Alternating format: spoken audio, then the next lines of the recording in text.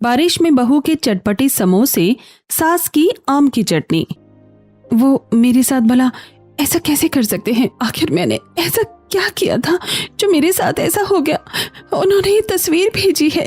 प्रीति के फोन पर एक तस्वीर आई थी जिसे देखकर वो बहुत ज्यादा रो रही थी और निधि को कुछ समझ नहीं आ रहा था। और जब वो तस्वीर देखती है तो उसके पांव तले भी जमीन खिसक जाती है। ऐसा कैसे हो सकता है भैया? हमारे साथ ऐसा कैसे कर सकते हैं? मुझे तो कुछ समझ नहीं आ रहा, ये क्या हो रहा है? मुझे तो लगता है भाभी ये कोई प्रैंक है, ये हकीकत नहीं हो सकती। यही हकीकत है। उन्होंने कल रात को मैसेज किया था तो मुझे लगा शायद सिर्फ मजाक होगा, लेकिन आज उन्होंने तस्वीर भी भेज दी। शांति और रमेश को कुछ समझ नहीं आ रहा था। तब निधि उन्हें भी तस्वीर दिखाती है और उसके पांव तले जमीन खिसक जाती है। रोहन ने किसी को भी बिना बताए दूसरी शादी कर ली थी और उसने दूसरी पत्नी के साथ अपनी तस्वीर भेजी थी और प्रीति से तलाक करने को कह रहा था। अभी उषा फोन कर, अभी मैं उसे बताती हूँ घर वालों के साथ ऐसे इतना बड़ा धोखा कैसे कर सकता है। शांति बार बार रोहन को कॉल करती है और रोहन फोन नहीं उठाता। यह लड़का ऐसे कैसे कर सकता है? हमने इसे इतनी दूर दूसरे राज्य में इसलिए नहीं भेजा था कि ये तरह गलत काम करे। हमने इसे वहां पर काबिल बनने के लिए भेजा था और देखा किसने क्या कर दिया। मेरी तो वो जिंदगी पूरी तरह बर्बाद हो चुकी है। प्रीति रोते हुए कमरे में चली गई थी और बाकी सब भी बहुत ज्यादा गुस्सा और परेशान हो रहे थे। घर का माहौल अचानक से बदल जाता है और पूरे घर में एक तरह से मातम छा गया था। मुझे तो समझ ही नहीं आ रहा कि हम अपनी बहू से नजर कैसे मिलाएंगे। एक तो बहू गर्भवती थी और उसे सरप्राइज देना चाहती थी। ये अक्सर महीने में आखिरी 3 दिन हमारे साथ आकर बिताता था, इसीलिए सोचा था कि उसे सरप्राइज देंगे, लेकिन उससे ही पहले हमें इतना बड़ा सरप्राइज दे दिया। इतना बड़ा कदम उठाने से पहले उसे सोचना चाहिए था और उसे ऐसा गलत काम नहीं करना चाहिए था। सब काफी परेशान और हैरान थे और प्रीति अपने कमरे में रो रही थी और कुछ बीते लम्हों को याद कर रही थी। रोहन दुकान से कुछ सामान ला रहा था और अचानक से बारिश हो जाती है तो वो भीगते हुए घर आता है। अरे अरे, आपको तो सर्दी लग गई। जरा सी बारिश में इतनी सर्दी लग गई। क्या कर सकते हैं, अब तो सर्दी लग चुकी है और इसे भगाने का सिर्फ एक ही उपाय है। कैसा उपाय? अगर तुम्हारे हाथ के गरमा गरम चटपटे समोसे खाऊंगा तो ठीक हो जाऊंगा। हाँ तो ठीक है ना, इसी बात पर ध्यान दीजिए। हमारे लिए बढ़िया मस्त गरमा गरम चटपटे समोसे। ये सब तो बहाना है। आपको तो हमारे हाथ के चटपटे समोसे खाना है। तभी पीछे से निधि, शांति और रमेश भी आ जाते हैं। ये फरमाइश तो आपने बहुत अच्छी की है भैया, क्योंकि मेरा भी बड़ा मन कर रहा है कि मैं भी भाभी के हाथ के चटपटे समोसे खाऊं। फिर चटपटे समोसे खाकर तो मजा ही आ जाएगा। हाँ बहू, तुम इतने बढ़िया चटपटे समोसे बनाती हो कि बारिश में पकौड़े की जगह तुम्हारे हाथ के चटपटे समोसे ही याद आते हैं। देखा, अब तो घर में हर कोई मेरी तरफ है। अब तो तुम्हें बनाने ही होंगे। समोसे तो बनकर तैयार भी हो गए। और क्या, जब तक तू दुकान पर गया और आया और बाकी सब टीवी देख रहे थे, तब तक बहू ने हम सब के लिए चटपटे समोसे बनाकर तैयार भी कर दिए। वाह, पहले ही हमारी फरमाइश को अच्छे से पूरा कर दिया जा रहा है। ये तो बड़ी कमाल की बात है। उसके बाद सब बारिश में चटपटे समोसे खाते हैं और चटपटे समोसे का मजा लेते हैं। वाह, ये चटपटे समोसे खट्टी मीठी चटनी के साथ तो सच में बहुत ज्यादा अच्छे लगते हैं। ये इमली की लाल चटनी खाकर मजा आ जाता है। हाँ बेटा, मुझे भी ये खट्टी मीठी चटनी चटपटे समोसों के साथ ज्यादा अच्छी लगती है। लेकिन मुझे तो चटपटे समोसे तीखी चटनी के साथ अच्छे लगते हैं। ये धनिया की चटनी बहुत अच्छी लगती है। इस तरह सब खुश थे और अगले दिन रोहन बैग पैक करके फिर से काम पर जाने के लिए दूसरे शहर के लिए निकल जाता है। मेरा तो जाने का भी मन नहीं कर रहा। अब पूरा फिर से 1 महीने बाद ही आ पाऊंगा। आपके बिना हमारा भी यहाँ मन नहीं लगता। क्यों ना आप भी यहीं रहकर कहीं आसपास किसी कंपनी में नौकरी कर ले। यकीन मानो, मैं यहीं पर जाना चाहता हूँ, पर वहाँ पर नौकरी करना ज्यादा बेहतर है, इसलिए मुझे वहाँ जाना ही होगा। इस तरह रोहन हर महीने के आखिर में 3 दिन के लिए अपने परिवार के पास आया करता था। लेकिन जब अगली बार वो गया तो उसका व्यवहार कुछ बदला बदला लग रहा था। जब रोहन आया तो उसका मूड बड़ा खराब था और प्रीति खुश होकर उसके पास आई। आप आ गए, मुझे बहुत खुशी हुई। चलिए जल्दी से आप हाथ मुंह धोकर आ जाइए, पहले आपके लिए गर्मा गर्म चाय नाश्ता लगा देती हूँ। और उधर मम्मी जी आपके लिए स्वादिष्ट आपकी पसंदीदा आम की चटनी बना रही हैं। साथ ही आपकी पसंदीदा सब्जी घिया कोफ्ते बन गए हैं। ठीक है। इतना कहकर मुंह बनाकर रोहन वहां से चला जाता है और ये व्यवहार देखकर प्रीति को बड़ा अजीब लगता है। तभी शांति भी वहीं दूसरी तरफ एक गोल कुंडी के अंदर आम की चटनी, तीखी चटनी बना रही थी और उसमें कुछ कच्चे और पका हुआ आम का थोड़ा सा रस और साथ में हरी मिर्च, लहसुन और कुछ बड़े कटे प्याज डाल दिए थे और उन्हें अच्छे से कूट रही थी। एक भाभी के हाथ के बढ़िया चटपटे समोसे और एक आपके हाथ के आम की चटनी, इन दोनों के आगे तो बाकी किसी भी चीज का कोई मुकाबला ही नहीं कर सकता। मम्मी जल्दी से आम की चटनी बना दो, बहुत भूख लगी है और इसे इस तरह बनता देखकर मुंह में पानी भी आ रहा है। हाँ, रुक जा, जरा सब्र कर। आम की चटनी खाने के लिए उसे बड़ी विनम्रता से और अच्छे से कूटना पड़ता है। जब तक सब कुछ अच्छे से मिक्स नहीं होगा तब तक उसका कोई स्वाद भी नहीं आएगा।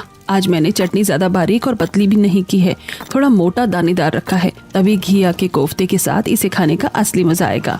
मुझे तो हैरानी होती है मम्मी जी कि एक ही आम की चटनी आप कितने अलग अलग तरीके से बना देती हैं।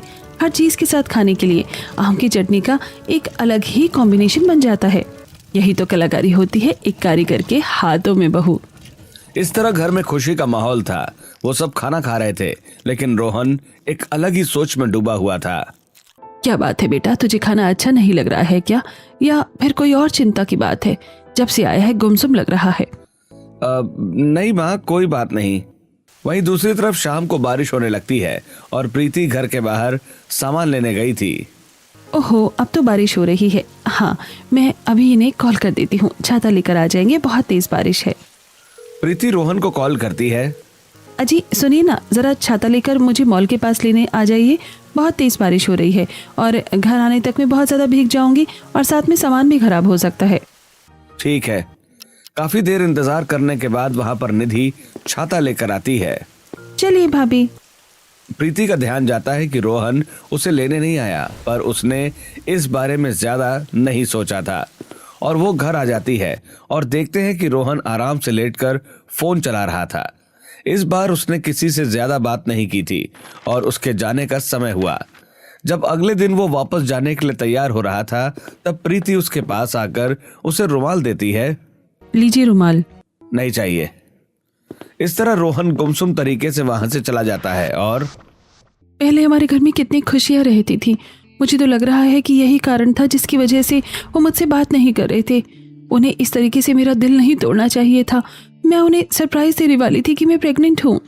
इस तरह प्रीति का दिल बिल्कुल टूट चुका था और जब शाम को वो कमरे के बाहर आती है, इधर शांति दोनों को कॉल करती है तो एक लड़की फोन उठाकर कहती है, देखो, यहाँ पर बार बार फोन करने की जरूरत नहीं है। मैं रोहन की पत्नी बोल रही हूँ और अब उसका आप लोगों से कोई भी कनेक्शन नहीं है और हम अपनी जिंदगी में बहुत खुश रहना चाहते हैं, तो हमें चैन से जीने दो।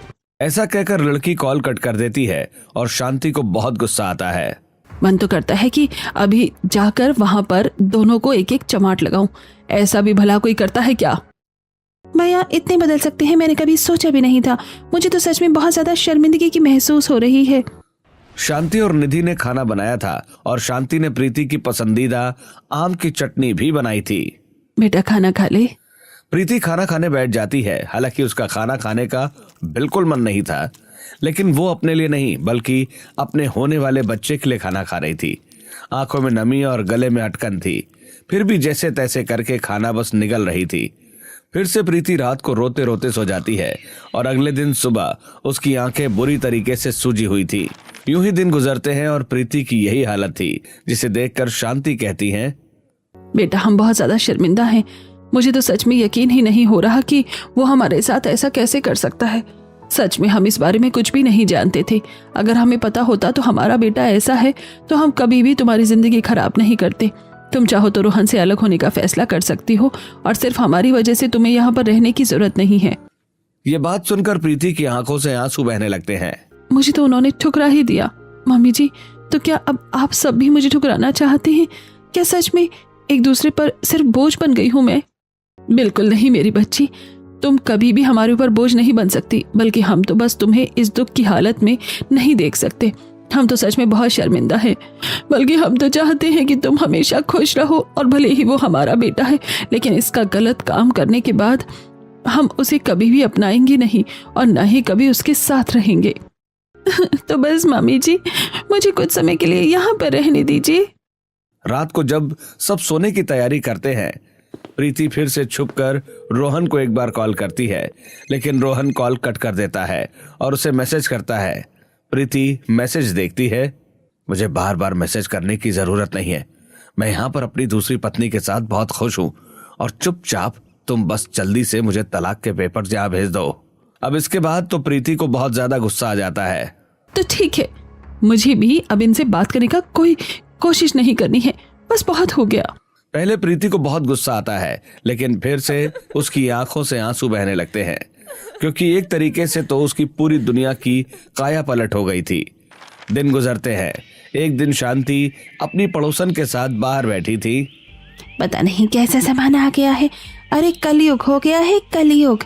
राजेश की पत्नी उसे छोड़कर चली गई और उसने किसी और से शादी कर ली, और उनका तो एक बेटा भी था। हाय रे बाप रे, कैसा जमाना आ गया है। ये सब तो सच में बहुत ही अजीब सी बात है। ऐसे लोगों का क्या ही करें। ये बात सुनकर तो शांति का मुंह बन जाता है और वो काफी परेशान हो जाती हैं। अरे शांति, ये सब सुनकर तेरा मुंह क्यों बन गया और कौन से ख्यालों में खो गई है?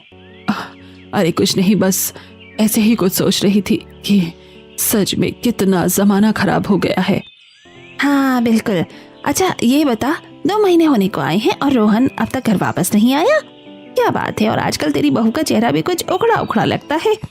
वो बस अभी उसका काम थोड़ा ज्यादा बढ़ गया है, बस इसलिए नहीं आ रहा है। अरे इतना भी क्या काम करना है जो घर वालों को याद नहीं करे? शांति आगे कुछ नहीं बोल पा रही थी, आखिर बोलती भी कैसे।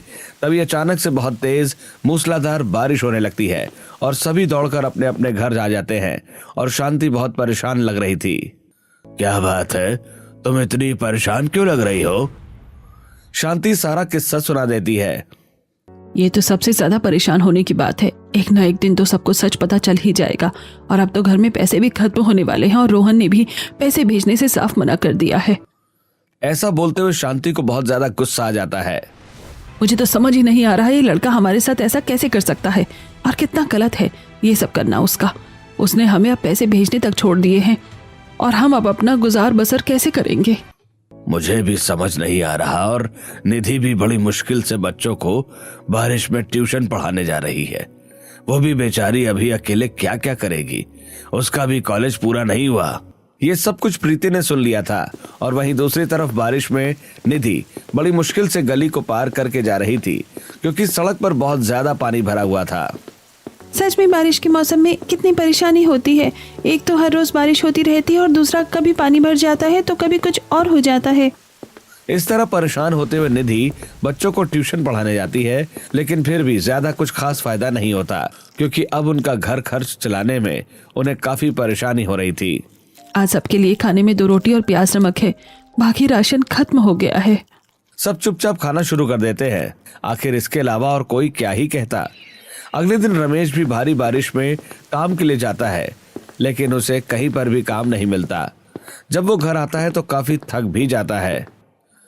पता नहीं हमारे साथ जिंदगी में अभी और क्या क्या होना बाकी है। मैं तो सच में परेशान हो गया हूं अपने बेटे से। अब तो उसे अपना बेटा कहने में भी शर्म आ रही है।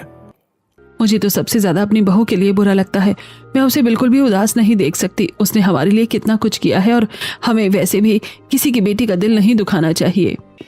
वहीं दूसरी तरफ प्रीति भी जगह जगह काम ढूंढ रही थी, और आखिरकार उसे एक घर में काम मिल ही जाता है। तो ठीक है, तुम कल से यहाँ पर काम शुरू कर सकती हो, पर तुम्हें खाना तो अच्छे से बनाना आता है ना? जी मालकिन, मैं सब काम बहुत अच्छे से करूंगी, बस आप मुझे काम दे दीजिए। मुझे इस समय काम की सख्त जरूरत है।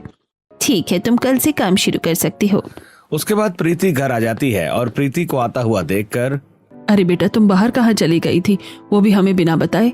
बस मम्मी जी, मैं अपने लिए काम ढूंढने गई थी और मुझे आखिरकार काम मिल गया। अरे बेटा, तुम्हें परेशान होने की जरूरत नहीं है। आखिर तुम इस हालत में काम कैसे करोगी? तुम चिंता मत करो, ससुर और काम ढूंढ रहा है, और हम भी कोशिश करेंगे कि हमें भी कहीं ना कहीं काम मिल जाए। इस तरह तुम्हें परेशान नहीं कर सकते हम। मेरे होते हुए मैं भी आप दोनों को काम नहीं करने दे सकती। बारिश का मौसम है और आपको वैसे भी जोड़ों की प्रॉब्लम है, इसलिए आप चिंता मत कीजिए। मुझे एक बहुत ही अच्छी जगह काम मिल गया है। लेकिन बेटा, हम नहीं चाहते कि तुम्हें इतनी परेशानी हो। भला काम करने में कैसी परेशानी होगी पिताजी? आप चिंता मत कीजिए, मैं काम अच्छे से कर लूंगी। और आप लोग प्लीज मुझे काम करने से मना मत कीजिए। मैं जितना बिजी रहूंगी उतना ही मेरा दिमाग भी शांत रहेगा। हालांकि शांति और रमेश प्रीति को काम करने से मना करते हैं, लेकिन प्रीति ये बात नहीं मानती और वो अगले दिन से ही काम करना शुरू कर देती है। प्रीति वहां पर काफी अच्छा काम कर रही थी। तुम तो अपना काम बहुत अच्छे से करती हो, शाबाश। जी शुक्रिया। उसके बाद प्रीति बाकी काम करने लगती है और रसोई में खाना बनाने चली जाती है। इसने कोई भी श्रृंगार नहीं किया है, सिर्फ एक सिंदूर लगाया है और इतनी उदास रहती है। आखिर बात क्या हो सकती है? प्रीति चुपचाप अपना सारा काम कर लेती है और रात को घर वापस आ जाती है। यूं ही दिन गुजरते हैं। एक दिन बहुत तेज बारिश हो रही थी और उस दिन प्रीति की छुट्टी थी। तब उनके घर पर एक पड़ोसन आती है। अरे शांति, क्या बात है? आजकल देख रही हूँ तू भी घर से बाहर नहीं निकल रही। अरे बस क्या बताऊँ, इतनी ज्यादा बारिश होती है। इस बारिश में कहीं घर से बाहर निकलने का समय ही नहीं मिलता और न ही मन करता है। पूरा दिन बस चिपचिपा हो जाता है और घर से बाहर भी देखो तो कितना पानी भरा हुआ है। हाँ सो तो है। अच्छा, अपने बहू से बोलकर आज बढ़िया सी चाय और साथ में गर्मा गर्म चटपटे समोसे बनवा दे। मेरा खाने का बड़ा मन कर रहा है। और साथ में तेरे हाथ की बनी आम की चटनी, तुमने उसका कॉम्बिनेशन कितना अच्छा बनाया था। हाँ, लेकिन बहू की तबीयत बिल्कुल भी ठीक नहीं है, इसलिए ऐसे में उसे कहना ठीक नहीं होगा। तभी प्रीति वहां से आती है और क्या बात है बेटा, आजकल तेरे चेहरे के 12 क्यों बजे रहते हैं? पहले की तरह चमकती भी नहीं है। सुना है आज तुम्हारी तबीयत खराब है, लेकिन मेरा तो तुम्हारे हाथ के चटपटे समोसे और आम की चटनी खाने का बड़ा मन कर रहा था। लेकिन तबीयत खराब है तो ऐसे में करना अच्छा नहीं लगेगा, इसलिए बाद में जरूर खाने आऊंगी। ये सब सुनकर प्रीति की आंखों से आंसू छलक जाते हैं और वो वहां से चली जाती है। और अरे तेरी बहू को क्या हो गया अचानक से? मेरी बहू गर्भवती है, इसलिए हमेशा उसको थोड़ा बहुत ऐसे ही मन मचल जाता है। बारिश में भीगते हुए प्रीति बेसुध होकर सामने जा रही थी। उन्हें मेरे साथ ऐसा नहीं करना चाहिए था। आज बारिश हो रही है तो सबके लिए गर्मा गर्म चटपटे समोसे बना दिए हैं मैंने, लेकिन मुझे लगा था कि कल की बनाई हुई इमली की खट्टी मीठी चटनी और धनिया की चटनी रखी है, लेकिन मैं तो भूल ही गई थी कि वो खत्म हो गई है।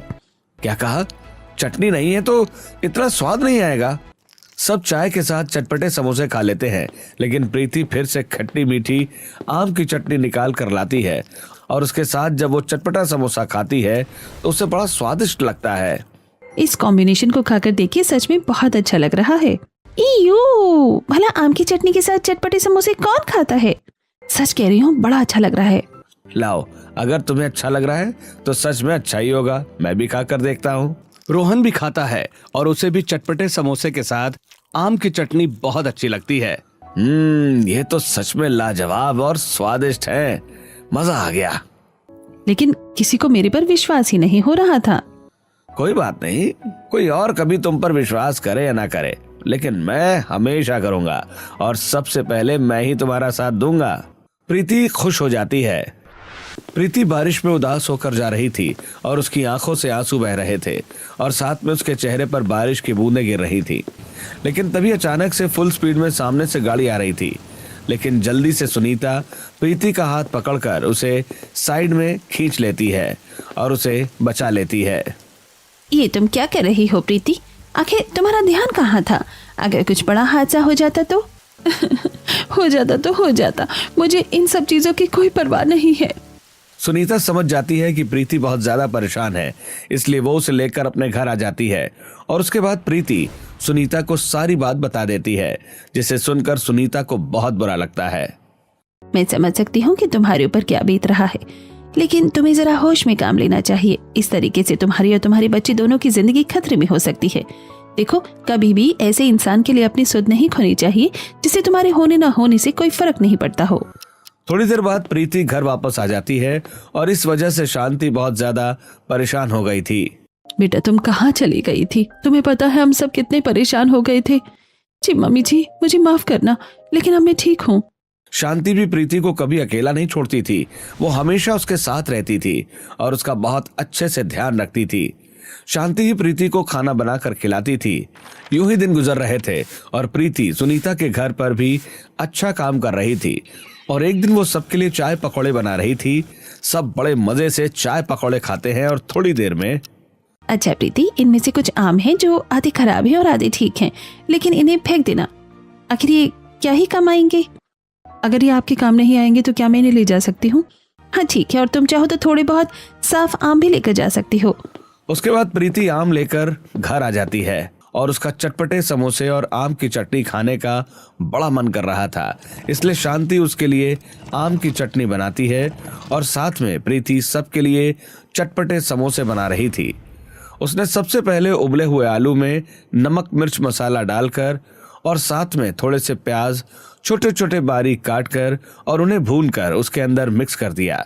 साथ में उसने मसाला और हींग और बाकी सारे खड़े मसाले भी डाल दिए और उसके बाद सभी मसाले को अच्छे से मिक्स करके उसने मैदे की लोई बनाकर उसे समोसे की शेप देकर उसमें सारी फिलिंग भरकर गर्मा गर्म तेल में तल दिया। भाभी, सच में आपके चटपटे समोसे खाने के लिए तो हर कोई बहुत इंतजार करता है। हाँ, मेरी मम्मी अक्सर हमें चटपटे समोसे खिलाया करती थी। उनका समोसे बनाने का तरीका बहुत अलग था। मैं भी बिल्कुल उन्हीं की तरह समोसे बनाती हूँ। वहीं दूसरी तरफ शांति ने आम की पतली खट्टी मीठी चटनी बनाकर तैयार कर दी थी और उसके बाद सब साथ बैठकर चटपटे समोसे आम की चटनी के साथ खाते हैं। यह तो सच में बहुत ही स्वादिष्ट है। हाँ बिल्कुल, बहू ने ये कॉम्बिनेशन अच्छा बनाया था। सब चटपटे समोसे और आम की चटनी खा लेते हैं और अगले दिन प्रीति सुनीता के लिए कुछ आम की चटनी लेकर जाती है और उसके लिए वहां पर गर्मा गर्म चटपटे समोसे बनाती है। और जब सुनीता ये कॉम्बिनेशन खाती है तो उसे भी बहुत स्वादिष्ट लगता है। ये तो सच में बहुत ही ज्यादा लाजवाब है। सच में इसे खाकर मजा ही आ गया। आखिर किसने सोचा था कि चटपटे समोसे के साथ आम की चटनी का इतना अच्छा कॉम्बिनेशन हो सकता है? जी, मेरी सास हर तरह की अलग अलग आम की चटनी बना सकती हैं। उन्होंने इसे छोड़ बारीक और खट्टा मीठा करके तैयार किया ताकि इसका समोसे के साथ कॉम्बिनेशन अच्छा लगे। दिन गुजरते हैं। एक दिन प्रीति सुनीता की छत पर कपड़े धो रही थी और वो गिरते गिरते बच जाती है क्योंकि सुनीता ने उसे पकड़ लिया था। अरे आराम से प्रीति, जरा संभल कर काम करो। जी शुक्रिया मालकिन। सारा काम खत्म होने के बाद सुनीता प्रीति को बुलाती है और उसे कुछ पैसे देकर कहती है, देखो, मैं तुम्हारा सारा हिसाब किताब कर दिया है और अब मैं नहीं चाहती कि तुम इस हालत में यहाँ पर और काम करो, क्योंकि अब तुम्हारी हालत के हिसाब से बहुत ज्यादा खतरनाक है ये सब। मालकिन ऐसा मत कीजिए, ये काम मेरे लिए बहुत ज्यादा जरूरी है। लेकिन इस समय काम करने की तुम्हारी बिल्कुल भी हालत नहीं है। लेकिन आप तो जानते हैं कि मुझे ये काम करना ही है, वरना मेरे घर के हालात खराब हो जाएंगे। ठीक है, लेकिन तुमसे खाना बनाने का काम करोगी, उससे ज्यादा घर की साफ सफाई करने का क्या तुम काम नहीं करोगी? और मेरे हिसाब से तुम्हें अपने पति से भी जल्दी ही तलाक ले लेना चाहिए, क्योंकि कल को वो बच्चे की कस्टडी का हकदार हो सकता है। अब काम कम हो गया था तो पगार भी कम हो गई थी। अब इस बारे में बात करने के लिए प्रीति आज कुछ महीने बाद रोहन को कॉल करती है, लेकिन रोहन फिर से कॉल नहीं उठा रहा था और वो बस मैसेज ही करता है। ये बात देखकर निधि थोड़ा सोच विचार में चली जाती है। ऐसा कैसे हो सकता है कि भैया हमसे बात करने को ही तैयार नहीं है? आखिर ऐसी क्या वजह है जो वो हमसे फोन पर बात नहीं कर रहे हैं और सिर्फ मैसेज कर रहे हैं? मुझे तो दाल में कुछ काला लग रहा है भाभी। आपको पता है ना, मैं डॉक्यूमेंट्री देखती हूँ तो उसके हिसाब से ये सच में बिल्कुल भी अच्छा संकेत नहीं है। हाँ, मैं भी अभी उनसे मैसेज पर बात करती हूँ। प्रीति रोहन को मैसेज करती है और रोहन का मैसेज आता है, ठीक है तो मुझे डाइवोर्स पेपर भेज देना और मैं तुमसे कॉल पर बात नहीं कर सकता। ये सब प्रीति को बहुत अजीब लगता है। सच में ये काफी अजीब है। दिन गुजरते हैं और एक दिन निधि ने जब किसी अननोन नंबर से रोहन को बार बार कॉल किया तो किसी और लड़के ने कॉल उठाया था। अरे रोहन, तुम फोन क्यों नहीं उठा रहे? क्या तुम इतनी जल्दी अपनी दोस्त को भूल गए? यहाँ पर कोई रोहन नहीं रहता। किसी और की आवाज सुनकर और ये बात सुनकर निधि को बहुत बड़ा झटका लगता है। वहीं दूसरी तरफ सुनीता ने प्रीति के लिए एक काम दिया था। मैं जानती हूँ कि तुमसे ज्यादा बेहतरीन खाना कोई और नहीं बना सकता, और खासकर चटपटे समोसे और आम की चटनी का कॉम्बिनेशन तो सबको पागल ही कर देगा। इसलिए यहाँ पर इसके बेटी की पार्टी है और तुम्हें काफी अच्छा मुनाफा हो सकता है, तो तुम वहाँ पर जाकर खाना बना सकती हो। शुक्रिया मालकिन। इतना कहकर प्रीति वहां से चली जाती है और कुछ दिन बाद एक पार्टी में जाकर उसे चटपटे समोसे और आम की चटनी बनानी पड़ती है और साथ में थोड़ा बहुत खाना भी बनाना पड़ता है। और उसकी मदद करने के लिए साथ में शांति भी वहां पर आई थी। रुको बहू, तुम्हें कोई भी भारी सामान नहीं उठाना है। जो भी काम है मैं करूंगी, ठीक है? तुम बस आराम से वहां पर बैठकर खाना बनाओ। इस तरह दोनों सास बहू बहुत मेहनत कर रहे थे और सभी लोग खाने से इतना ज्यादा खुश हो जाते हैं कि वहां के मालिक उन्हें तय कीमत के साथ कुछ बोनस टिप भी दे देते हैं। आपका खाना सच में बहुत स्वादिष्ट था, इसलिए हम आपको बोनस दे रहे हैं। जी आपका बहुत बहुत शुक्रिया। इस तरह प्रीति को आइडिया आता है कि क्यों ना वो अपना चटपटे समोसे के साथ आम की चटनी का ठेला भी शुरू करे।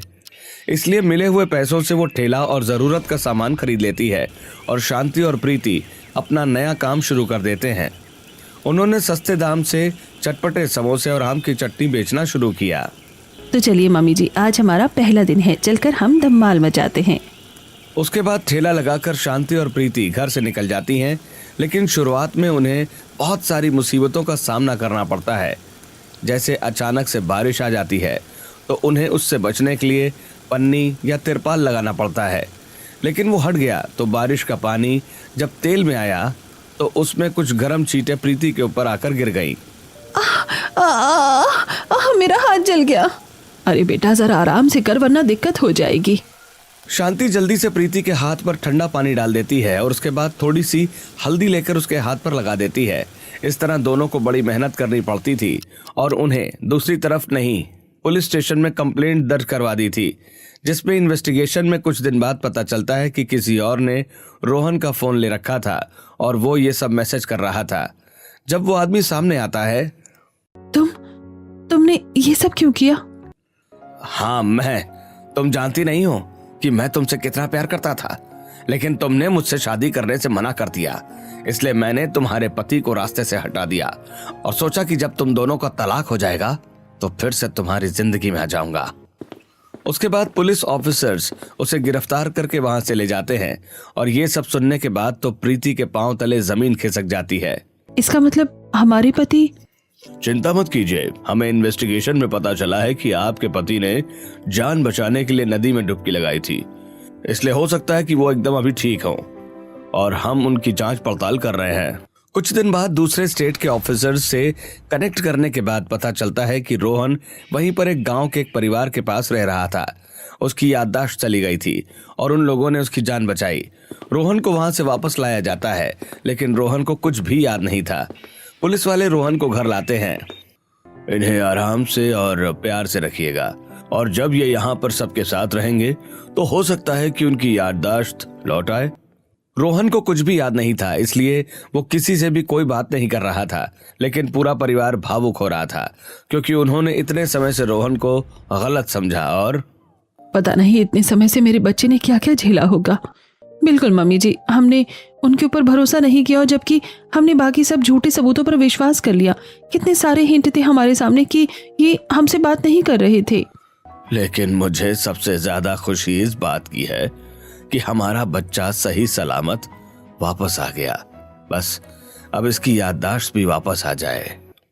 अभी रोहन की याददाश्त वापस नहीं आई थी, इसलिए शांति और प्रीति ही हर रोज अपना थैला ले जाकर बारिश में खूब मेहनत कर रही थी और पैसे कमा रही थी ताकि वो रोहन का अच्छे से इलाज करवा सके।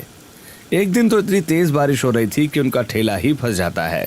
सच में बारिश में कितनी मुश्किल है मम्मी जी। हाँ बेटा, हमने तो रेनकोट पहन लिया, लेकिन इस ठेले को भी सही जगह पर ले जाने में कितनी मुसीबत होती है। दोनों समोसे बेचने जा रही थी, लेकिन उनका ठेला पलट जाता है और सारा सामान खराब हो जाता है, जिसकी वजह से उन्हें नुकसान होता है और आज वापस घर आना पड़ता है।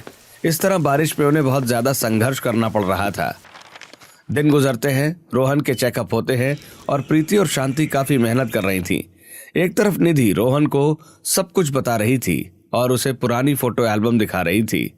इस दिन आप दोनों पहली बार मिले थे और आप दोनों के बीच गलतफहमी हो गई थी, लेकिन आप दोनों की जोड़ी एकदम हिट है। दोनों को एक दूसरे की परवाह थी। मुझे दुख है कि आपको कुछ भी याद नहीं भैया। आप हमेशा मुझे छुटकी कहकर बुलाते थे। अच्छा, मेरी शादी को कितना समय हो गया? अभी 2 महीने बाद 2 साल हो जाएंगे। एक दिन जब प्रीति और शांति चटपटे समोसे और आम की चटनी बेचने गई थी और जब वो रात को घर लौटती हैं तो देखती हैं कि रोहन ने सबके लिए दाल बाटी चूरमा बनाया था। ये आपने? हाँ, मुझे ये सब याद आ गया है और इसलिए सबके लिए ये बनाया है। मुझे हर रोज निधि कई सारी बातें बताती थी जिसकी वजह से मुझे फ्लैशबैक आता और फिर सपने आते। तो इस तरह धीरे धीरे सब कुछ याद आने लगा। भगवान का लाख लाख शुक्र है कि सब कुछ ठीक हो गया है। मुझे भी खुशी है कि सब ठीक हो गया। सच में भगवान की अति कृपा है कि कितनी बड़ी मुसीबत आई लेकिन फिर भी कोई नुकसान नहीं हुआ। हाँ तो चलिए इसी खुशी से सबसे पहले सभी दाल बाटी चूरमा खाते हैं और फिर चटपटे समोसे और साथ में आम की चटनी का भी मजा लेते हैं। आज हम सब बाहर चौखट पर बैठकर खाएंगे और साथ में बारिश का मजा भी लेंगे। इस तरह सब घर के बाहर बनी दहलीज पर बैठकर एक साथ मिलकर खाना खा रहे थे और साथ में बारिश का मजा ले रहे थे। बहुत दिनों बाद परिवार में फिर से खुशियां लौटी थी। यूं ही दिन गुजरते हैं। आज रोहन इंटरव्यू देने के लिए तैयार हो रहा था। All the best. अब से मैं यहीं पर काम करूंगा और मुझे माफ करना कि मैंने पहले तुम्हारी बात नहीं मानी। अगर मैं पहले ही यहाँ पर जाने लगता तो क्या पता ये मुसीबत ही नहीं आती। ऐसा नहीं है कि किसी भी चीज में हमारा हाथ नहीं होता और हमारा बस बिल्कुल भी नहीं चल सकता। जब भी कोई चीज होनी होती है तो इससे ये फर्क नहीं पड़ता कि वो व्यक्ति कितना दूर और कितना पास है। इसलिए जो बीत गया सो बीत गया, उसे हमें भूल जाना चाहिए और अब अच्छे से अपनी जिंदगी को जीना चाहिए। ठीक है, अब मैं फिर से अपना काम शुरू कर रहा हूँ तो तुम्हें अब ज्यादा काम करने की जरूरत नहीं। सभी को हमारे हाथ के चटपटे समोसे और आम की चटनी अच्छी लगती है, इसलिए ये काम तो मैं करना चाहती हूँ। रोहन अपने काम पर चला जाता है और प्रीति और शांति अपने काम पर। अरे आपने आज पूरे 3 दिन बाद अपना ठेला लगाया है। बारिश में तो मुझे सबसे ज्यादा याद आपके चटपटे समोसे आम की चटनी ही आ रही थी। मुझे कुछ जरूरी काम आ गया लेकिन चिंता मत कीजिए, आपसे हम अपना ठेला रोज लगाएंगे। बिल्कुल लगाना चाहिए। हम सब ग्राहक बड़ी बेसब्री से इंतजार कर रही थी क्योंकि आपके हाथ में जो जादू है वो कहीं और नहीं है। इस तरह फाइनली सब ठीक हो जाता है और प्रीति और शांति दोनों सास बहू मिलकर अपना चटपटे समोसे और आम की चटनी का काम साथ मिलकर करती हैं।